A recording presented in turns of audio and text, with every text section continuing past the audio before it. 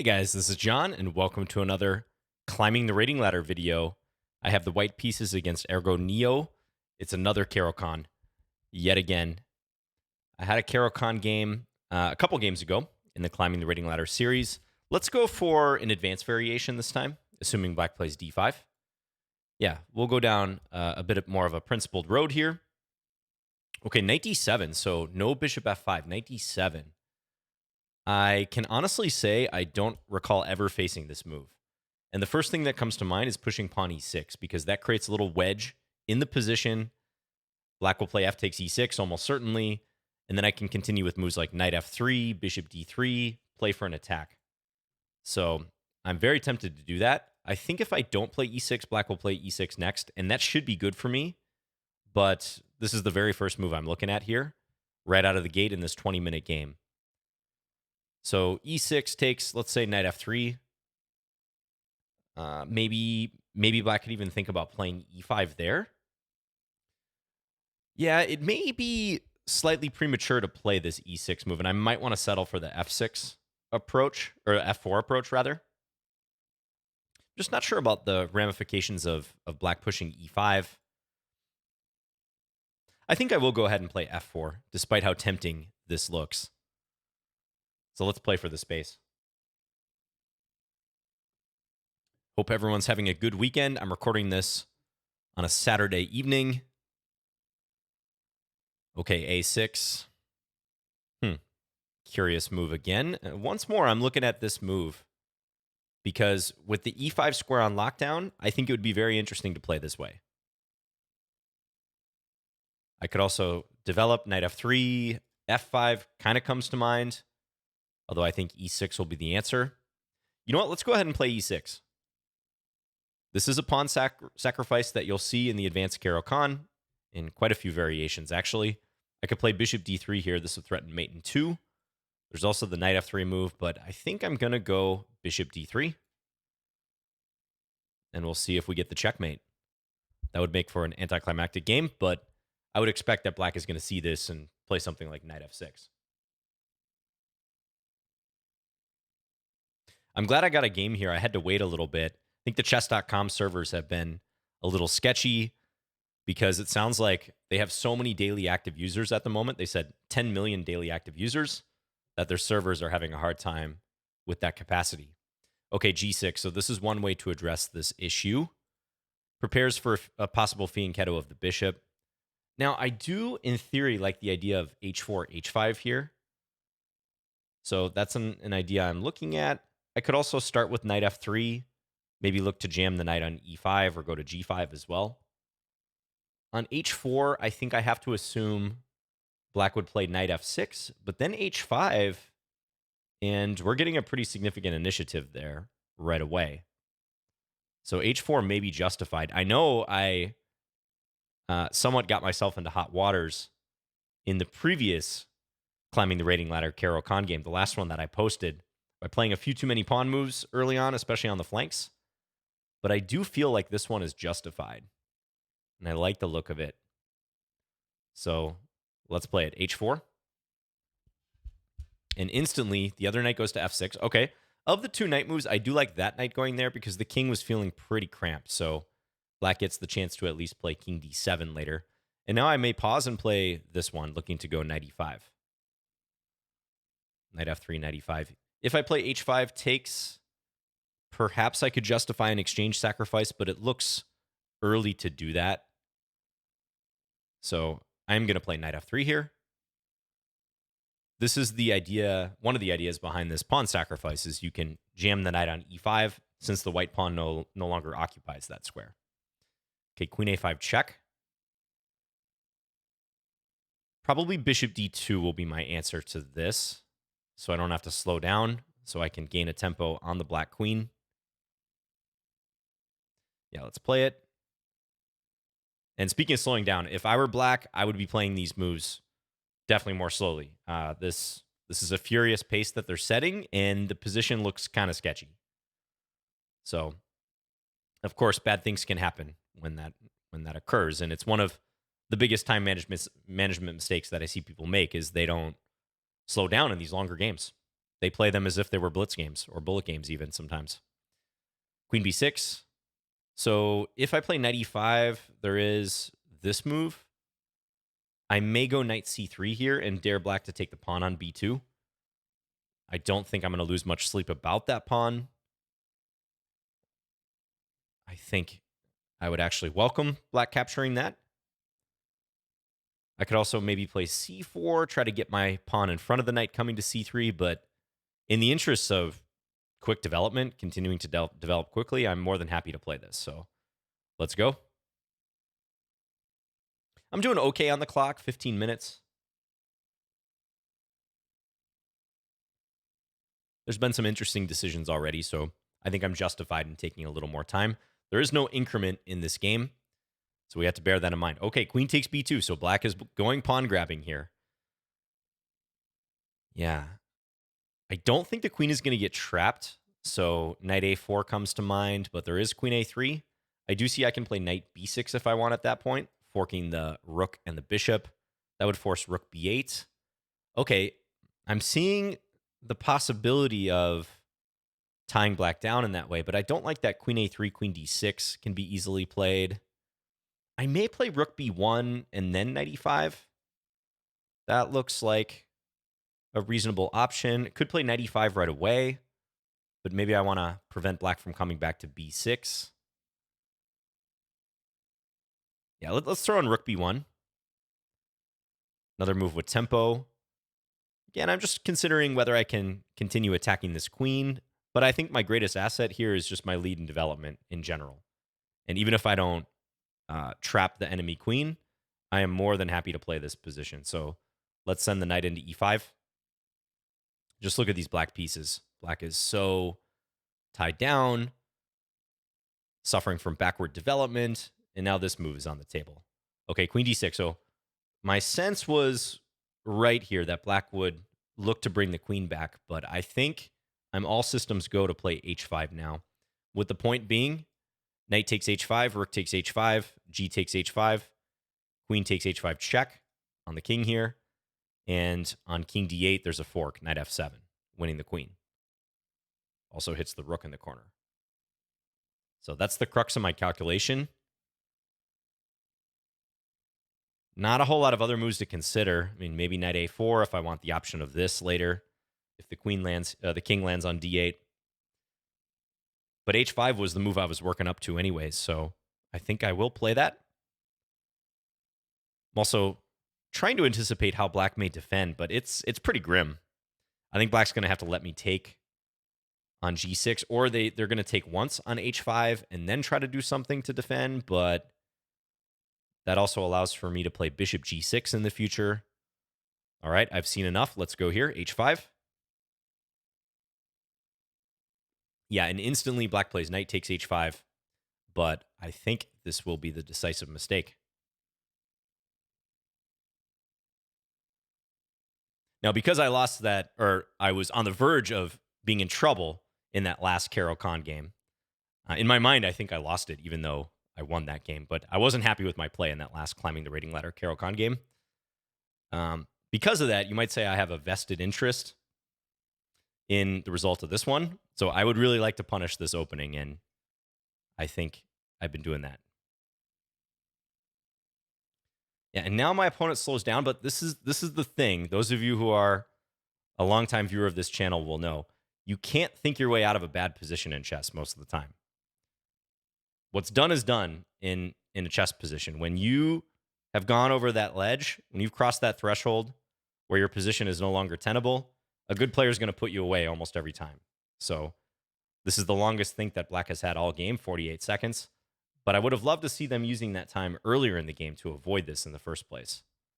So knight f6, and here I can play bishop takes g6. On king d8, there's this knight f7 reply. If h takes g6, I can play rook takes h8, no problem. Seeing if there's anything else of note. I don't think so particularly. Just deciding between good options here, and this one is fully consistent, so let's play it.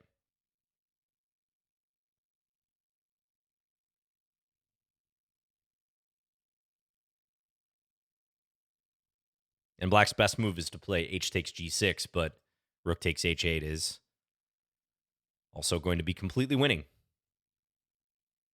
They get to keep their queen on board, but the strength of this knight on e5 is unmatched in this position. Okay, knight d7, so black is trying to trade for that piece. This bishop is pinned, so moves that jump out to me here are moves like queen f3, anticipating a capture so I can take with the f-pawn, line up towards f8. Queen g4, certainly a top candidate move as well. Looks very, very strong. That's probably what I'm going to play. Yeah, I think this is routine at this point. Let's go ahead and play this move.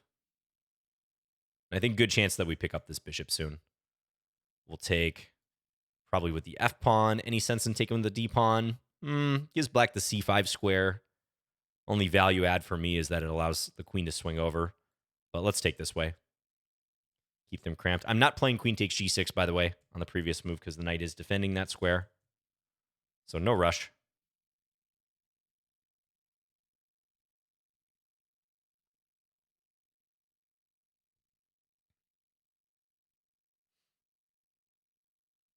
Yeah, we'll pick up the pawn on g6 and then pick up the bishop likely after that.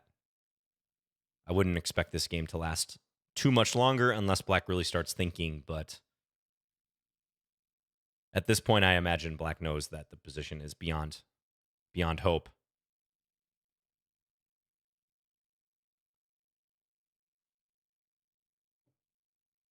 Queen c7 played. Okay. You know, I might be able to bring this to a quicker conclusion if I play this move. And then on king takes f8, queen takes g6, and I can set up a bishop h6 mate, which is unstoppable because of black's poor piece position over here and how restricted they are from getting to the king side. I think I'll play that. I'm also seeing some cool possibilities with maybe like a knight a4, knight c5, potential queen sack somewhere. But I think rook takes f8 is plenty good. Let's do it. Yep, black does take with the king. Now we'll take here. And bishop h6 is coming in. The only thing black can do is prolong the game by one more move by playing queen takes e5 check, the only check in the position. But otherwise, bishop h6 is game over.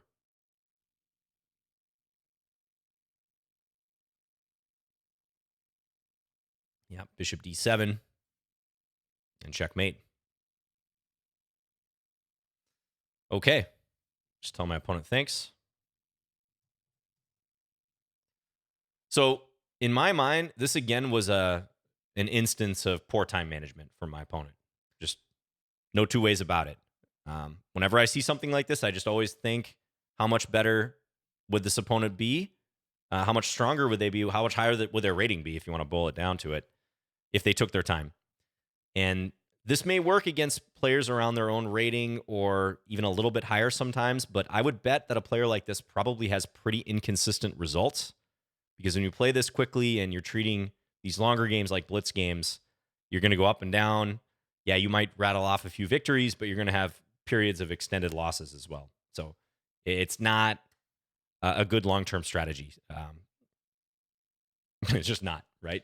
Like there's no doubt you should be using your time. If you're routinely losing games with 75% of or more of your time, that's a big, big problem. You got to get that under control immediately. Even if you're winning games, if all your games end and you have 75% more of your time, I'd say even 50% of your time or more, that's a cause for concern. Got to clean that up. Okay, so speaking of the game, let's do a quick analysis here.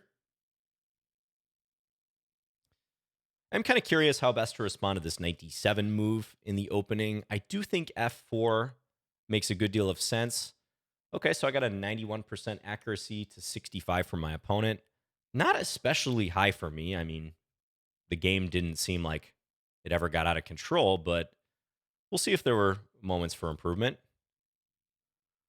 All right, so this is the Caro-Kann defense, and now I'm playing the advanced variation. If I had to choose one line to play against the Caro-Kann to try to achieve a theoretical advantage, it would probably be this line. There's been tons and tons of games played with it, especially in recent years.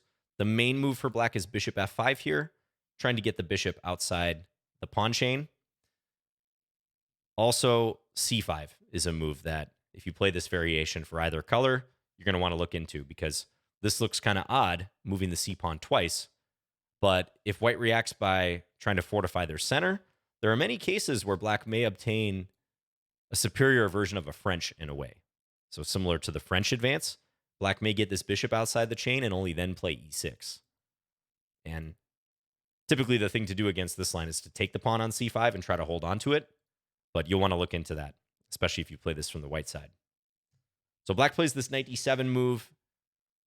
Not a great move from the looks of it. Doesn't really impress on the face of it either. It blocks in the bishop, which is the problem piece for black in this opening. And that's why bishop f5 is the main move. So let's just throw the engine on here. I played f4. I was tempted to go here, but it doesn't seem quite justified yet or even necessary. Maybe I get compensation, but yeah, the engine is not convinced. g6, kind of like the game. Yeah, this might be a bit of an inferior version of the game because I don't have the pawn on f4. What if I were to play f4 right away? Then knight h6. Interesting. Well, I see f4 on the auto analysis is actually tagged with a dubious mark here, so it's possible that this whole approach wasn't the greatest for me on a strictly theoretical basis. Engine's just saying knight f3, and if e6, okay, c4, grab some space. This looks a little more like a French, right? Because black has played e6 now, the bishop locked in. Almost certainly a good version of it for white because black has played c6 rather than c5. When you're adopting this structure and white has pawns on d4 and e5, you want to be able to play that c5 move pretty quickly to attack their center. So I can accept that. It's hard, though, when your opponent plays knight d7 and you have some attacking designs from the jump. It's hard to tear yourself away from this e6 idea and playing on the king side. If black had played bishop f5, by the way, I might have played something aggressive like h4 or some other flank idea. There's even lines with g4 I was willing to try. But okay, so knight d7, I played f4. I think black should for sure play e6 here. This is what I would do. I think it's that important to stop white from playing e6 in the future. But let's say the position went like this. Once more, this looks like a superior version of an advanced French to me. The bishop will come to d3. White will castle. Maybe eventually I can go for f5 in the middle game. Looking good.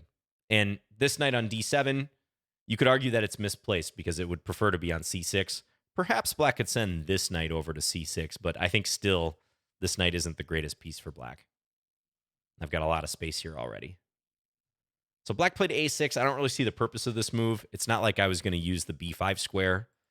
So I couldn't resist playing this e6 move now. Once more, the engine just says straightforward development is in order here. Knight f3, c3, bishop d3. But we go ahead and play e6. Take. And then bishop d3. Okay, well, yeah, the advantage is swinging to black now. I think that's similar to e6, f takes e6, and then f4 a little earlier. Hard to believe black could play all these moves, and this pawn sacrifice is not justified. I am threatening mate in 2. Like this. I can sack the bishop or the queen on g6, but that greedy engine, it's not impressed. Okay. Also gives knight f3 here. Maybe slightly more accurate. Why would that be? Let's say black plays g6. Knight g5, hitting the pawn. Let's say here. And now bishop d3. Interesting. Again, it looks a little bit like the game because black did play the knight here in the game.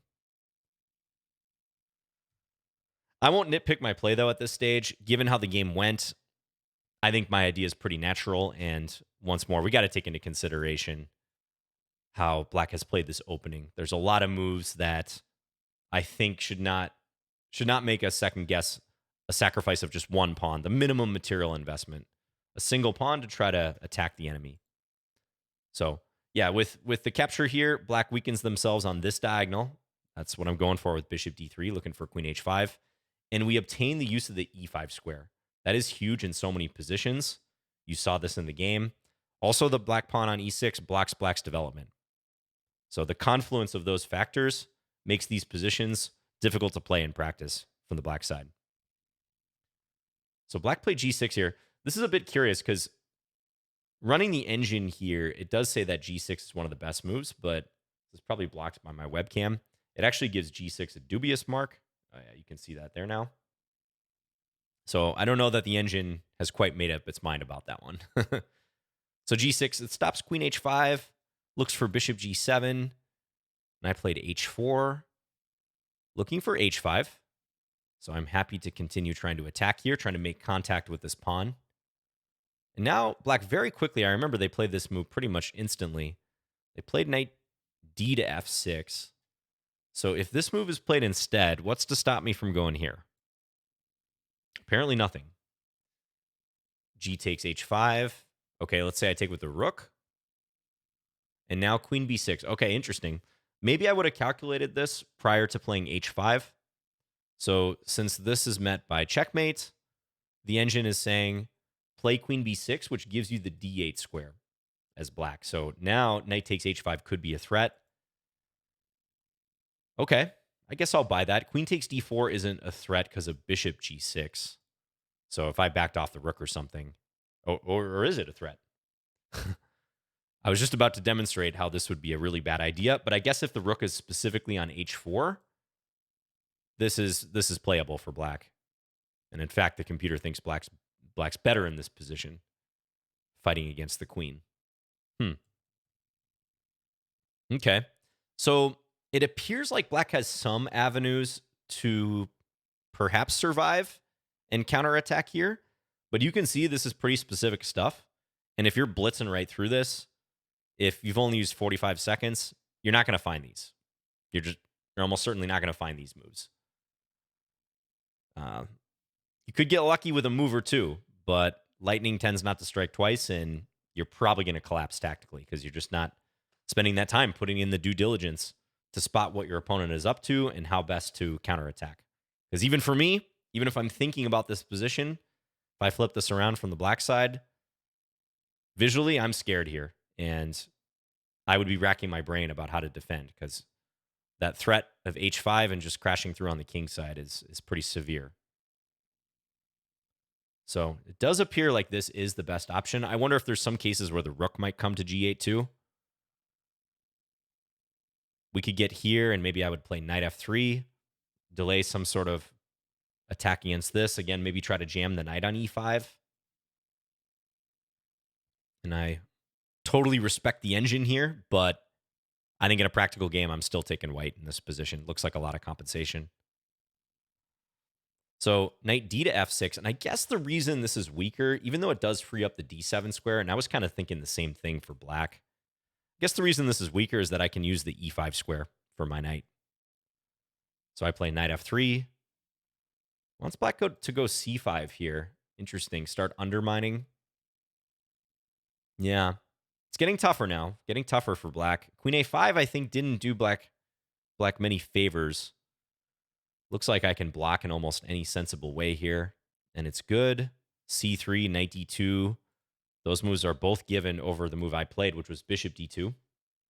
I like bishop d2, though. It attacks the queen with tempo.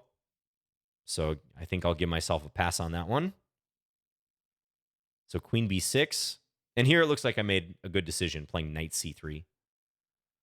I even get the little exclam from chess.com. Thank you very much. So looking to develop further, not sweating the b2 pawn. I've sacrificed one pawn, and the main facet that I'm playing off of here is my huge lead in development, and also black being cramped. So I was more than happy to allow black to take on b2, the so-called poison pawn.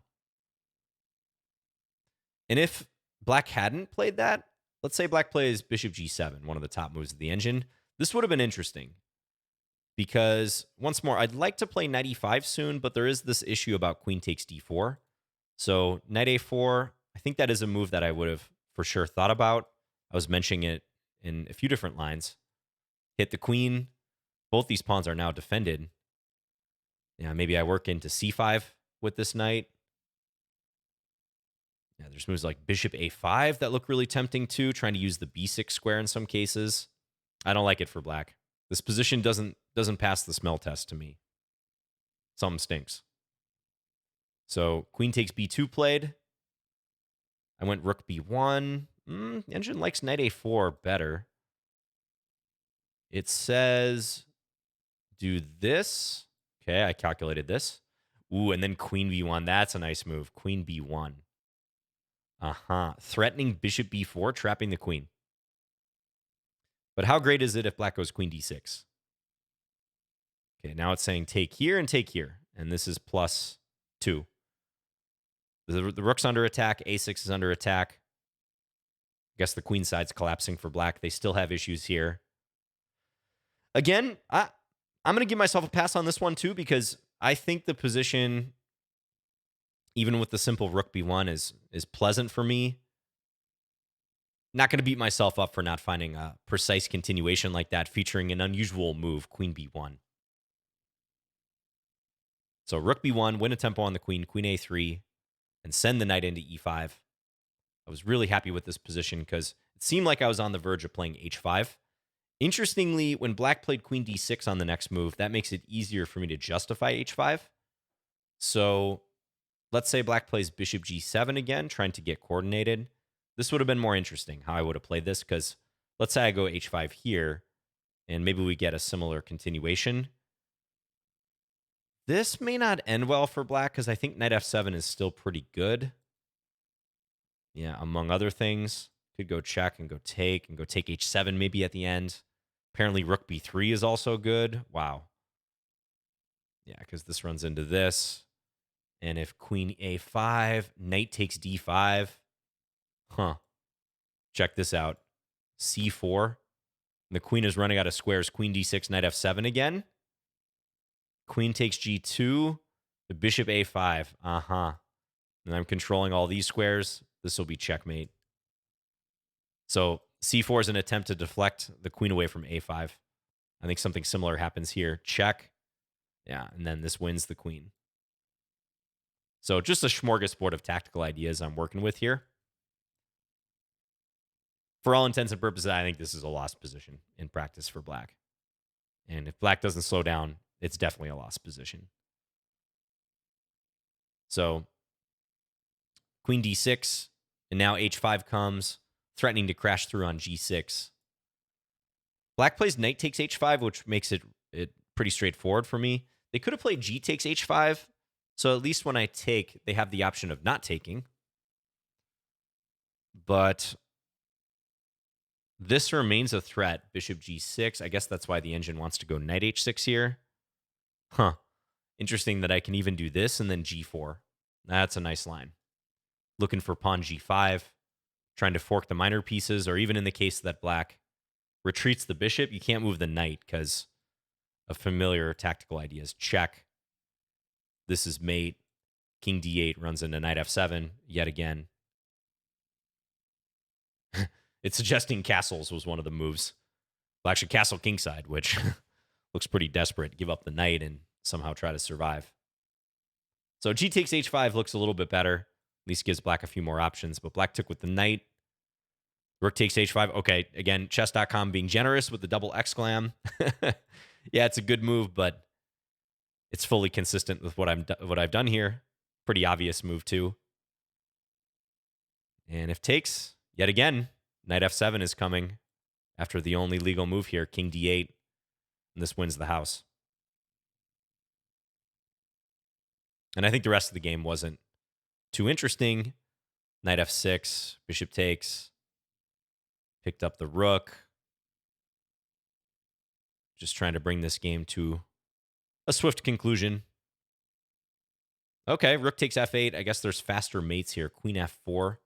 It did occur to me maybe I could try to get my knight in some cases, like if black tries to go to d7. Apparently, queen f4 or queen f3 are the quickest ways to win. Interesting. Squeeze the king over to the d7 square. Probably just because I'm threatening a mate in 2 with this move. If black does something random, take, and then queen e8 is mate. But okay. Many ways to win the game here. Rook takes f8 was fine. King d7 lasts a little bit longer. But I thought this was a nice conclusion where this pawn sitting on e5, the doubled black e-pawns just mean black can't stop the bishop h6 mate coming in. All right. Thanks to my opponent for the game. This was another random opponent. And in this series, I have this in the description, but this is an educational series. I'm not trying to simply bash lower rated players and, glorify my own play and, talk down to anyone. This is about getting better. I've been fortunate to play a lot of viewers in this series. So I don't know if this player is or isn't a viewer, but I will message them that I posted a video on this game. And I really mean this feedback, especially about time management. If you see elements of your own play and what my opponent did in this game, you got to fix that soon. It's a huge leak. Playing way too fast and making committal decisions. And by committal decisions, it's usually going to be tactical decisions and things that greatly impact the position early on, like pawn structure, king safety. If you're making decisions like that in, just a handful of seconds in a game where you start with 20 minutes per side, you're not going to have good results in the long run. You're going to bounce around. You're probably going to get a little better over time, but it's not an improvement strategy and workflow, if you will, that you can use to maximize your results. You can spend your time way better than that, and that means taking your time so you can actually play a proper game by considering the position to the best of your abilities. But I think this game also showed some key stuff in this type of Caro-Kann line. There is a very similar variation. So once again, out of this bishop f5 line, h4. If you watch my channel, you've seen me play this line before. Idea here is if e6, there's g4, and you can trap the bishop like so. So a lot of times against h4, black plays either h6 or h5, both of which give black options with the bishop. And in the case of h5, it just stops g4. So on h6, there's a famous line that goes g4, bishop g6, or bishop h7, doesn't matter. And white can chase this bishop and look to do the same thing, e6, bottling up that position around black's king.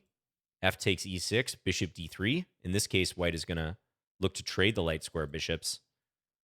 And you can see some similarities here. This is an idealized version for white, but the knight can come to e5, taking away squares from the black king. Queen g6 is looming. Despite black being up a pawn, that hinders their development, especially with the dark square bishop. Has a hard time getting in the game because black can't get it out this way. So if you like how I played the white side of this position, you might want to look into this line with h4, which is really a lot of fun to play. All right, thanks everyone for watching, and thank you for dealing with this vest. I don't really know why I'm wearing this. Maybe it was just to make that bad joke about having a vested interest in this game. But yeah, thanks again. Enjoy the rest of your weekend, and let me know if you guys have any feedback or comments.